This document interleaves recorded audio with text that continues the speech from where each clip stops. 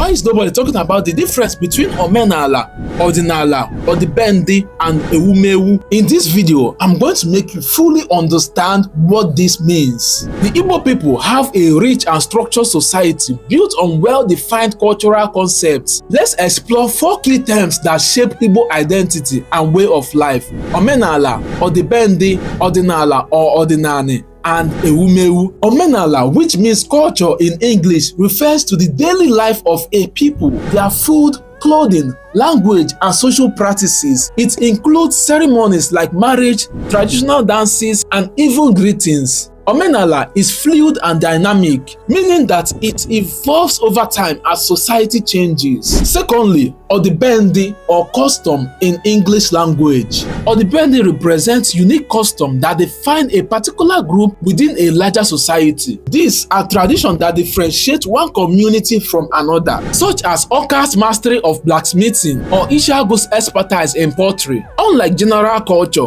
which can be shared across regions, odibende is exclusive to a certain group or community and not universally practiced. Ordinala or ordinani, in English known as tradition. Ordinala is a foundation upon which Igbo culture or omenala is built. It consists of ancestral beliefs and practices that have remained unchanged for generations. This includes rituals surrounding marriage, burials, and child naming ceremonies. While culture, omenala, may change over time, ordinala is regarded as sacred and unalterable, a link to the ancestors. Now, ewumewu, meaning institution in English language. Ewumewu refers to social and cultural institutions that unite and strengthen communities. This include festivals, ceremony, and public gatherings such as the New Yam Festival, Iriji, wrestling competitions, and female musical dancers. Interestingly, some institutions are unique to a community. Others can be adopted from neighboring groups. Together, these 4 elements highlight the depth of Igbo society. Omenala is the evolving way of life.